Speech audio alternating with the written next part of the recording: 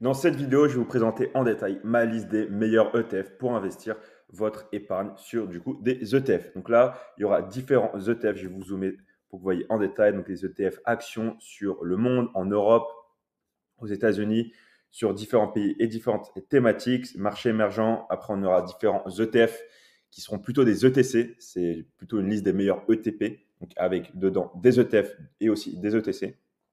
Et ensuite, différentes obligations. Donc là, on sera sur des ETF. Et donc, je vais vous présenter tout cela en détail, la liste de mes meilleurs ETP, du coup, avec plein d'ETF et un peu d'ETC.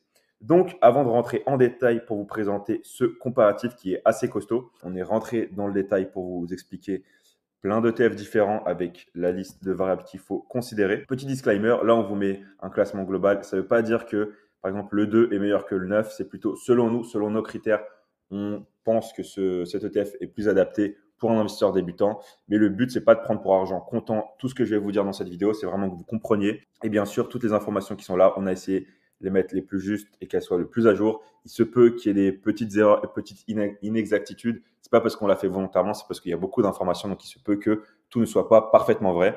Et quand il y a des gros changements, on va essayer de mettre à jour. Ça ne veut pas forcément dire que dès qu'il y a un changement, ça sera mis à jour, mais on fera de notre mieux pour que ça le soit. Donc, avant de rentrer en détail sur ce fichier Excel, j'aimerais revenir un peu sur les bases et comprendre en détail les ETF. Donc, je vais vous présenter en détail pour moi le guide des ETF pour comprendre, choisir et investir intelligemment son argent. Et ensuite, on va re-rentrer en détail sur le comparatif que je vous ai présenté à l'instant et on va le décortiquer vraiment ligne par ligne. Donc, les ETF, donc les principes de base. Premièrement, principe de base d'ETF, donc la définition objectif principal. Donc, un ETF, c'est un fonds qui va suivre un indice, donc un fonds indiciel qui est coté et qui offre une exposition à un panier d'actifs via une seule transaction. Donc, on va répliquer la performance d'un indice sans le battre. Et donc, la gestion passive via les ETF, qu'on appelle aussi les trackers, ça s'explique par le contraste de la gestion active. Gestion active, il y a un fonds qui va collecter de l'argent et cet argent, il sera investi selon une thèse d'investissement du gestionnaire.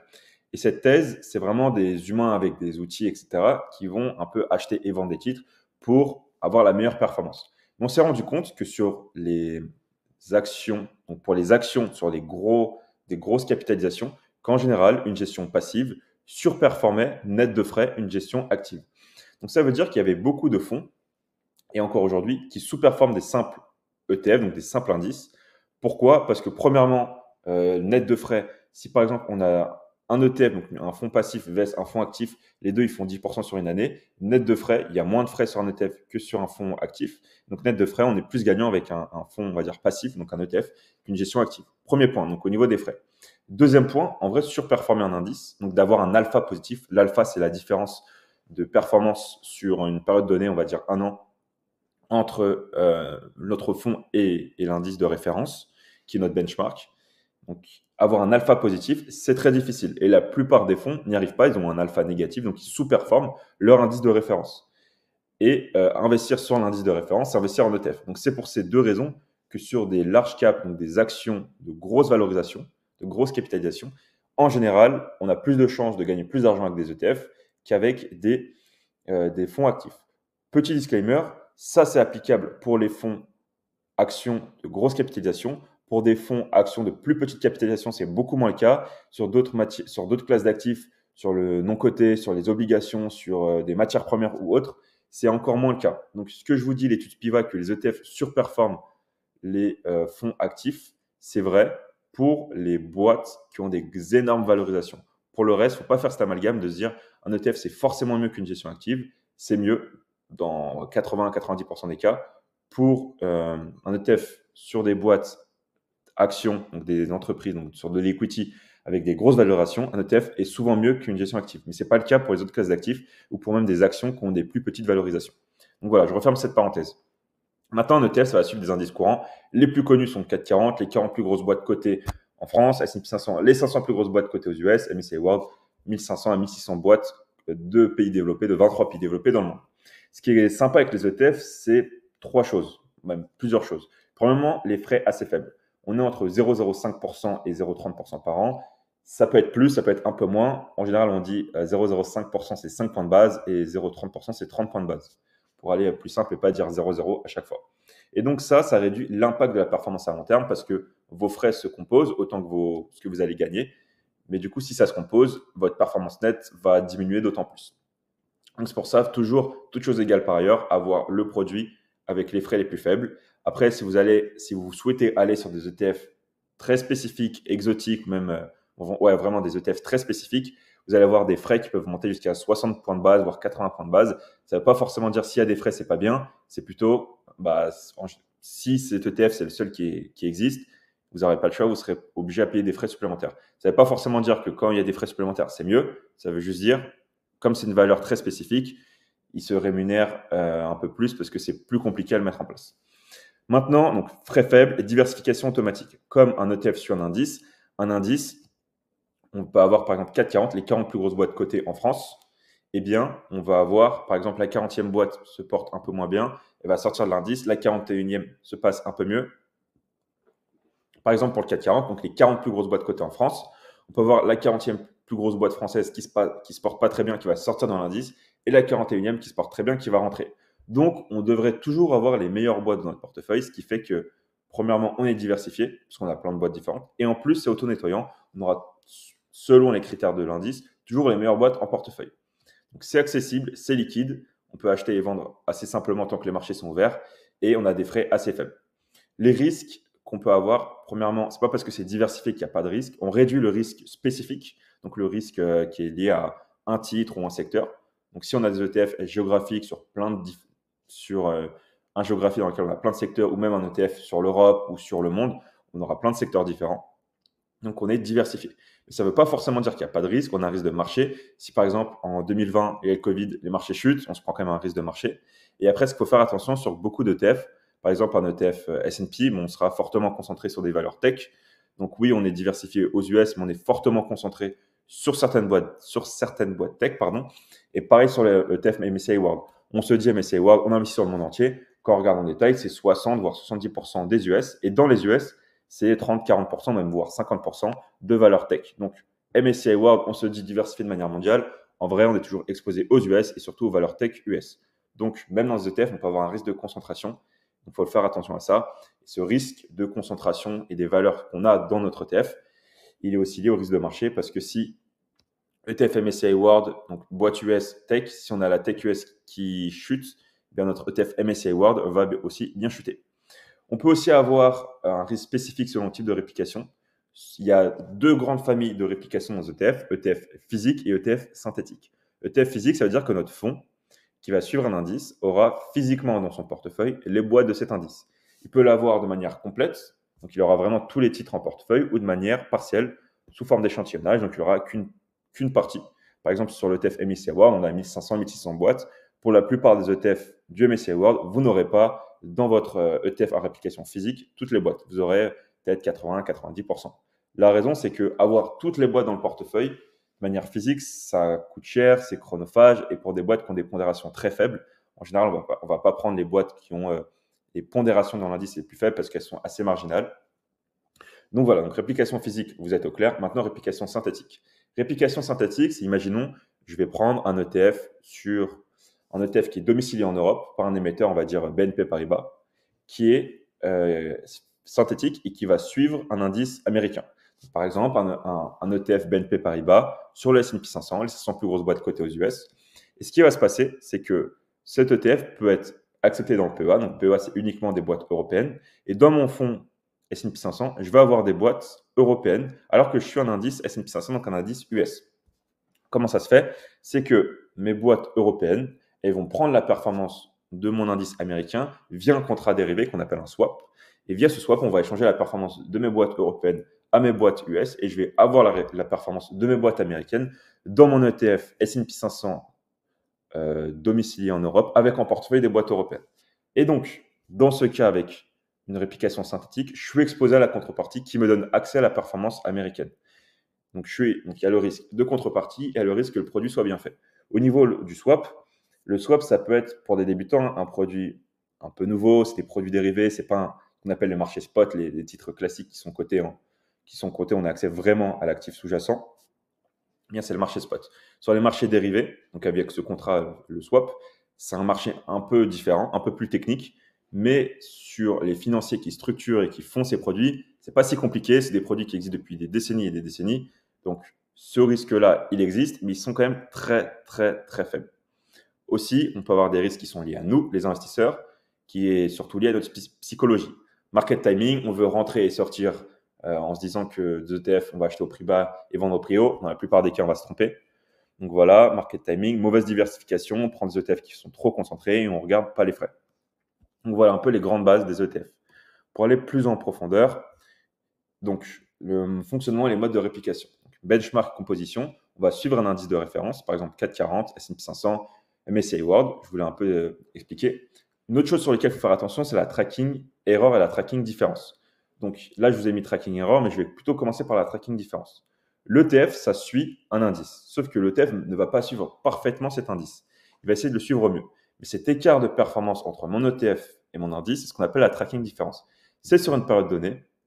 Ça va être quoi mon écart de performance entre ce que j'ai et ce que j'aurais dû avoir. Plus ce tracking différence est élevé, plus il y a une qualité de réplication qui est faible. Mon but, c'est d'avoir la tracking différence la plus faible possible. Deuxième chose, on a la tracking error. Tracking error, c'est l'écart de volatilité sur cette période de mon indice vs mon fonds. On va surtout regarder la tracking différence qui est l'écart l'écart sur une période donnée, alors que le tracking error, c'est plutôt un indice de la volatilité, à quel point sur une période donnée, on s'écarte, oui ou non, beaucoup. Voilà. Maintenant, réplication, je vous ai dit physique synthétique. Physique, on a physiquement en portefeuille les boîtes dans notre fonds. Avantage, transparence totale, faible risque de contrepartie. Inconvénient, on peut avoir des coûts personnels plus élevés, donc un TER un peu plus élevé. Et on peut avoir aussi un tracking différent, une tracking différence un peu plus élevée, comme c'est un peu plus compliqué. Réplication synthétique, donc on utilise des swaps, comme je vous l'ai expliqué. On peut avoir accès à des indices difficiles ou qui ne sont pas accessibles via le PEA. On a souvent des TER un peu plus réduits. En général, c'est ça, mais ce n'est pas dans 100% des cas. Et inconvénient, opacité dans c'est quoi vraiment les boîtes que j'ai en portefeuille, parce que oui, je suis mon indice, mais mon fonds, qu'est-ce qu'il a réellement dedans? Et on a un risque de contrepartie qui est faible, mais qui est présent. Les grandes familles d'ETF. Juste avant d'aller sur les grandes familles, j'aimerais revenir sur les grands critères qu'il faut savoir sur les ETF. Si vous voulez, j'ai fait une vidéo détaillée dans laquelle j'explique la liste des critères quand on choisit un ETF. Je vous la mettrai en description et vous aurez peut-être une fiche qui va apparaître en haut. Mais rapidement, qu'est-ce qu'il faut regarder dans un ETF? Premièrement, l'indice. J'investis sur quoi? C'est quoi les géographies? C'est quoi les secteurs? C'est quoi les boîtes que j'ai dedans? Première chose, il faut regarder ça en détail. Deuxième chose, je vais regarder, OK, c'est quoi la méthode, la politique de distribution des dividendes? Est-ce que c'est capitalisant? Est-ce que c'est distribuant? Capitalisant, mes dividendes sont réinvestis dans le fonds. Distribuant, ils sont distribués sur mon solde d'espèces quand il y a une distribution des dividendes. Capitalisant vs distribuant. Ensuite, on va regarder les frais. Toutes choses égales par ailleurs, je vais avoir les frais les plus faibles, ça paraît évident. Autre critère, je vais regarder mon encours sous gestion. L'encours, c'est combien l'ETF a collecté d'argent, donc en euros ou en dollars. En général, comme nous, on est pour des investisseurs européens, on investit en euros, ce sera surtout les euros qui vont nous intéresser. Et donc, en général, au-dessus de 100 millions, c'est un bon critère. Ça veut dire qu'il y a de la liquidité, on va du coup avoir des spreads, des coûts de transaction qui sont liés, qui vont être plus faibles, et qu'on a un risque de fermeture plus faible aussi parce que l'émetteur qui émet cet ETF, il a des coûts liés à la gestion. Et s'il n'a pas assez de collecte d'argent dans ce fonds, eh bien, ça peut dire qu'il a des coûts supérieurs à ses recettes, et donc c'est pas rentable, et il peut le fermer. S'il y a une fermeture d'ETF, vous n'allez pas perdre votre argent, vous allez repartir plutôt depuis le début, donc c'est dommage. Vous n'allez pas perdre votre argent parce que c'est assez régulé, et dans l'univers financier de nos jours, c'est plus le Far West comme dans les années 80 ou 70. Mais bref, c'est assez dommage d'investir sur un produit sur lequel vous exposez à des risques sur lesquels il n'y a pas besoin. Donc voilà, donc avoir au minimum 100 millions d'euros d'encours. Après, on peut avoir des ETF qui sont nouveaux, il n'y a pas beaucoup d'encours parce qu'ils ont été créés il y a plusieurs mois, mais qui ont un gros niveau de collecte et qui, dans quelques semaines, voire quelques mois, ils vont dépasser les 100 millions d'euros. Donc, critères à prendre en compte. Autre critère qu'on va regarder, donc on a regardé l'indice, on a regardé capitalisant vs distribuant, on a regardé les frais, l'encours. On va aussi regarder maintenant, OK, ça va être quoi? Est-ce que c'est un ETF long, court ou à levier? Je m'explique. Les ETF longs, c'est si mon indice augmente, mon ETF augmente pareil. Mon indice fait x2, mon ETF va faire x2. En ETF inversé, mon ETF fait x2, moi je fais x-2. Donc, comme si on appliquait un coefficient de -1. Et après, on a les ETF à levier. Ça veut dire que si mon indice fait x2 et que j'ai un ETF x2, donc ça va faire x2 x2, donc 2 au carré. Donc mon ETF va faire x4. Donc, ça, il faut faire attention. On peut avoir des ETF à levier donc sur des positions longues, ou quand ça monte, on gagne, mais aussi sur des positions courtes. Quand ça baisse, on gagne, ou quand ça monte, on perd.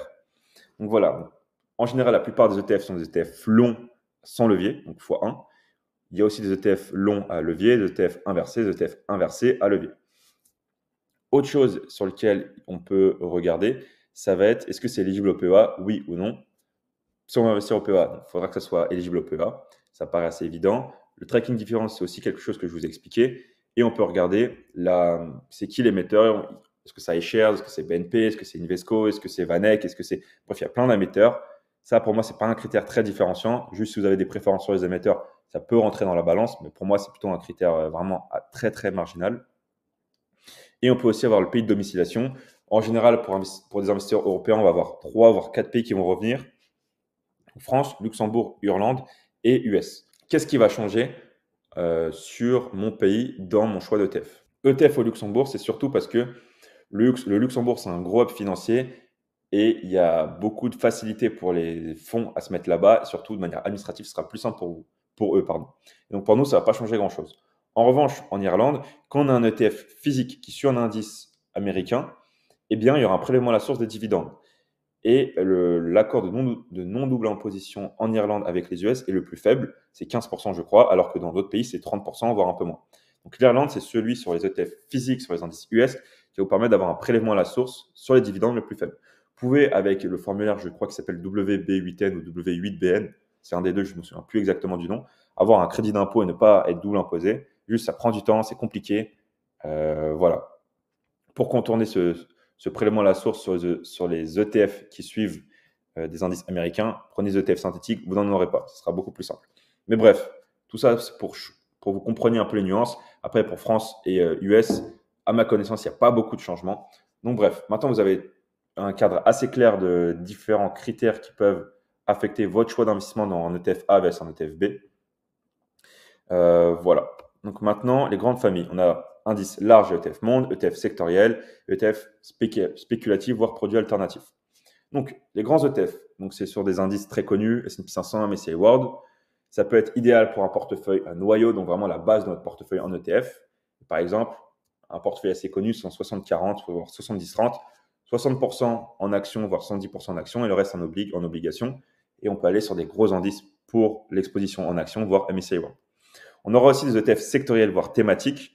Par exemple, ETF sectoriel sur la tech, la santé, etc. pour être exposé uniquement à un secteur. ETF thématiques, par exemple IA, énergie renouvelable, robotique, pour des tendances qui se dégagent. Et on peut avoir des ETF smart beta, voire factoriels. On va plutôt être exposé à un indice qui sera ajusté en fonction d'une stratégie d'investissement. Donc ça peut être, par exemple, je veux que des boîtes dans mon S&P 500 qui versent beaucoup de dividendes. Donc ça sera des ETF high dividend, je crois que c'est ça le nom. On peut aussi avoir des boîtes value, donc qui sont considérées comme sous-évaluées par le marché. On peut aussi avoir des boîtes quality, donc des boîtes qui se payent un prix correct, mais qui ont des fondamentaux plus que solides. Et bref, on peut aussi avoir des ETF ESG, donc ajustés avec des critères environnementaux. Donc bref, les ETF factoriels, voire smart beta, c'est des ETF ajustés selon plusieurs critères. Et comme je vous l'ai dit, il y a aussi les ETF spéculatifs, voire des produits alternatifs. On peut avoir ETF à effet de levier, voire ETF inversé, donc ETF short, et aussi des ETF obligataires, voire des ETF matières premières, qui ne sont pas des ETF, qui sont, on va dire, son cousin, un ETC, Exchange Traded Commodities, qui réplique le cours d'une matière première. Maintenant, les critères de sélection, c'est un peu ce que je vous ai indiqué précédemment. Frais de gestion le plus faible possible, l'encours assez costaud, avoir un tracking error et tracking différence assez faible. Type de réplication, ça va surtout changer selon est-ce que c'est du PEA, oui, non. Un émetteur solide.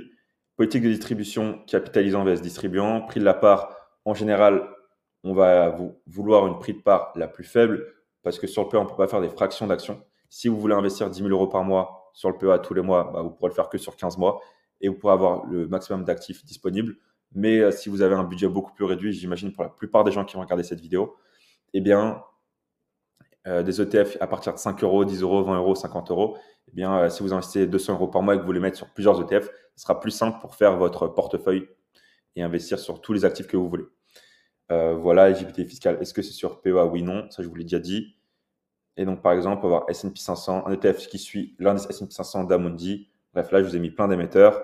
Là, on peut avoir un ETF sur l'or qui sera un ETC.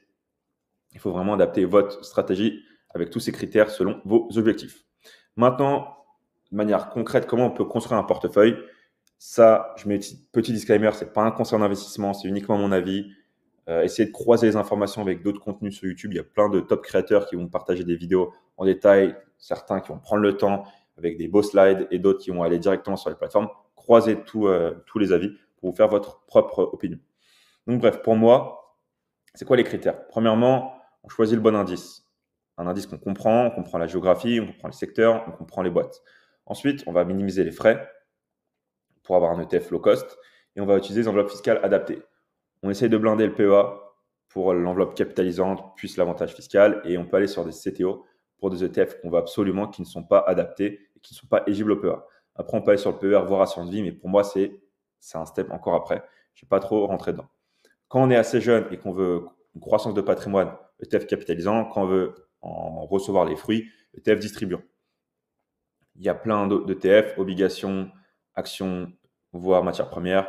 Quand on veut construire du patrimoine, c'est plutôt actions. Quand on veut être défensif, c'est plutôt obligations. Et quand on veut s'exposer différemment au marché, c'est plutôt matières premières. Il y a plein d'ETF, il faut comprendre, comme je vous dis, ce qu'il y a dedans. Est-ce que c'est risqué? Oui, non. Sur les sites comme JustETF ou Extra ETF, dans lesquels vous pourrez comprendre en détail l'ETF sur lequel vous voulez investir, il y aura des fact sheets dans lesquels vous verrez l'indice de risque et les pondérations de chaque entreprise dans cet ETF. Donc là, vous allez voir, est-ce que c'est un ETF qui est risqué? Oui, non. Et ensuite, combien d'ETF à mettre? Là, il n'y a pas de bonne ou mauvaise réponse. Vous pouvez en mettre que un et l'avoir à toute votre vie. En général, 1 et 3, c'est qu'on est assez minimaliste. Quand on va être un peu plus poussé à avoir des ETF core, donc noyaux avec des grosses géographies, et après se surexposer à certaines thématiques, eh bien, on peut monter jusqu'à 5-10. Au-delà de 10, pour moi, c'est un peu trop. Même 10, c'est quand même beaucoup. 1 et 3 ETF, c'est vraiment quand on est minimaliste. Quand on commence vraiment à optimiser, à être très avancé, 5, c'est déjà pas mal. 10, c'est énorme. Après, au-dessus de 10, je ne vois pas trop l'intérêt parce qu'on va avoir beaucoup de doublons avec les entreprises. Mais bref, ça peut se faire selon vos convictions, selon à quel point il n'y a pas de chevauchement entre les différents ETF. Et voilà. Donc pour moi, pour résumer, il ne faut pas oublier qu'il y a des frais sur les ETF. Il ne faut pas faire de market timing. Sinon, on reprend les mauvaises habitudes du stock picking. Il faut conserver la diversification et comprendre chaque ETF. Ce n'est pas parce que c'est du S&P 500 que forcément quelqu'un vous a dit c'est 10% par an que vous allez faire 10% par an. C'est quoi les boîtes que j'ai dedans? C'est quoi les secteurs? C'est quoi les risques sur lesquels je suis exposé? Et des bonnes pratiques, ça je pense que vous le savez, DCA, investir tous les mois plus ou moins les mêmes montants sur plus ou moins les mêmes actifs. Et voilà, donc je pense qu'on arrive à la fin de cette grosse explication en détail des ETF. Maintenant, je vais revenir sur le corps de cette vidéo qui est plutôt ce simulateur. Forcément, il y aura eu des chapitres, donc ça se trouve, vous avez regardé ce que je vous ai dit avant. Ça se trouve, vous allez débarquer ici parce que c'est ça qui vous intéresse à fond. Et donc, je vais vous décortiquer ça. Donc, premièrement, vous allez voir qu'il est quand même assez balèze. On a pris le temps de vous expliquer en détail. Je ne vais pas m'attarder sur chaque ETF et regarder chaque ligne. Je vais vous expliquer les grandes lignes et comment on l'a construit pour que de votre côté, vous puissiez le reprendre et y accéder pour faire votre propre avis. Donc pour y accéder, je vous ai mis le lien en description, c'est gratuit. On ne peut pas payer ce genre de choses, c'est juste notre avis avec nos convictions, ce n'est pas un conseil en investissement. Et comme ça, vous pouvez vous baser dessus. Donc comment on a fait ça? On les a catégorisés par, on va dire, grande famille. Donc au début géographique avec monde, après Europe, US, TAC, pays et thématiques, ensuite marché émergent, donc les ETC et là les obligations. Donc rapidement, le classement, comme je vous l'ai dit, c'est notre propre avis. Ça ne veut pas forcément dire que le 2 est meilleur que le 9. Les catégories, donc action, large cap et mid cap, l'indice suivi, le code ISIN, si vous voulez investir dessus, vous copiez-coller, vous le mettez sur votre broker, vous pourrez investir. Pareil sur ça, qui est le ticker, si je ne dis pas de bêtises, donc le fournisseur qui est l'émetteur et la classe d'actifs. Domicile fiscal, c'est là où vous allez voir, est-ce que c'est Irlande, Luxembourg, France, etc. Éligibilité au PEA, oui, non. On est coté sur quelle bourse et la date de lancement. Ensuite, les frais, la type de réplication, capitalisant, distribuant. Est-ce qu'on est hedgé contre le change? Oui, non. Ça, c'est quelque chose que vous n'avez pas dit. Quand, par exemple, on investit en euros et qu'on suit un indice qui est en dollars, ben on s'expose au risque euro-dollar. Est-ce qu'on va être exposé? Oui. Dans ce cas, on va être non hedgé. Est-ce qu'on ne veut pas s'exposer et être couvert contre ce risque de change? Mais on va être couvert contre le change, donc oui. Et dans ce cas-là, en général, les ETF qui sont hedgés, on aura des frais un peu plus élevés. Donc voilà, politique de dividende, capitalisant, distribuant, réinvestissement étant capitalisant, Est-ce qu'il y a d'autres frais? Donc, ça peut être la tracking différence ou d'autres frais cachés. L'encours, il y a combien sous gestion? Taille de l'ETF, c'est un peu les catégories qu'on en a faites. L'écart moyen, donc le bid spread que vous allez sans doute vous prendre, donc un coût à ajouter. Pardon. Tracking différence, volatilité, le score ESG, le nombre de lignes détenues, l'exposition, le pays de l'indice, l'exposition géographique principale, pardon, donc là, on est surtout exposé aux US, et le poids du premier titre. Tout ça, le poids, il ne s'ajuste pas tous les jours, parce que tous les jours, l'indice bouge un petit peu. On ne va pas le mettre à jour tous les jours. On va le faire plusieurs fois par an, de manière assez régulière. Mais si vous regardez ce simulateur au moment où vous regardez cette vidéo et que dans un mois, ça n'a pas bougé, c'est peut-être qu'on ne l'a pas encore mis à jour. On va essayer de le faire le plus possible, mais il ne va pas s'actualiser tous les jours. Il n'y a pas de formule Google Finance qui sont reliées à gauche et à droite. Mais faut pas, après, il ne faut pas 5,66 vs 6,6. On sait juste que le poids du premier titre, c'est plus ou moins 5%. C'est plutôt ça qu'il faut comprendre plutôt qu'aller chercher le centième, le millième de pourcentage. Donc voilà, vous avez toutes les informations. Je vous invite à prendre connaissance de ce comparatif qui va peut-être vous permettre de voir plus en détail chacun des ETF. Bien sûr, on n'a pas de placement de produits avec, je sais pas, Amundi ou iShares ou Vanguard sur lesquels on met ces ETF plutôt que d'autres. C'est plutôt notre avis. Notre avis a forcément des biais. Si vous regardez les meilleurs ETF d'un autre créateur de contenu, peut-être ce sera beaucoup qui seront identiques, peut-être qu'il n'y aura rien à voir. Donc voilà, faites votre propre avis. J'espère que cette vidéo vous a été claire et utile. Je suis allé à l'essentiel, elle est un peu costaud, mais je pense que c'est un sujet qui nécessite qu'on prenne du temps. Maintenant, si vous voulez investir 100, 200, voire 500 euros par mois avec ce fichier Excel, des vidéos, mes vidéos, d'autres vidéos de créateurs de contenu, vous pouvez vous débrouiller largement pour faire votre décès en ETF et construire une première brique de patrimoine. En revanche, si vous avez un peu plus de patrimoine, que vous êtes bloqué, que vous avez reçu un héritage, une prime, un bonus, vous avez de l'argent qui dort sur des comptes depuis des mois, voire des années, vous êtes bloqué, que même avec ça, vous n'arrivez pas à vous lancer. Nous, on a un accompagnement dans lequel on aide les particuliers à investir leur argent. On ne va pas investir pour vous, mais on va vous expliquer comment faire pour être autonome. Qu'est-ce qu'il faut comprendre, pas comprendre, et pour construire un portefeuille diversifié. Pas faire que des ETF. ETF, c'est très bien, c'est une bonne brique, mais il y a d'autres aussi actifs qui peuvent être pertinents pour être diversifiés. Mettre 100% des ETF, c'est bien quand on débute. Quand on a un peu plus d'argent, pour moi, c'est pas assez diversifié. Donc, si vous avez une capacité d'épargne mensuelle plus costaud, un peu plus d'argent, que vous êtes totalement bloqué, que vous voulez vous faire accompagner par des personnes qui ne vont pas être incentivées à vous vendre des produits parce qu'ils vont collecter des frais sur les produits qu'ils vont vous vendre, comme votre banquier ou des conseillers de gestion patrimoine assez classiques. Nous, on sera totalement indépendant.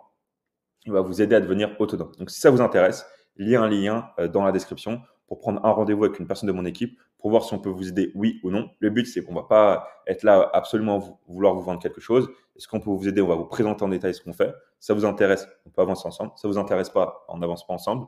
Et si on ne peut pas vous aider, on vous donnera quand même des informations pour vous aider au maximum. Voilà, j'espère que ça a pu vous éclairer. Et si vous voulez un peu fouiller ce qu'on fait, je vous mets aussi notre site web pour que vous puissiez vous renseigner. Donc bref, j'espère que cette vidéo vous a été utile, que je vous invite à télécharger ce Google Sheets en description. Et si vous avez aimé cette vidéo, je vous invite à la liker et à vous abonner. On se retrouve prochainement dans une autre vidéo.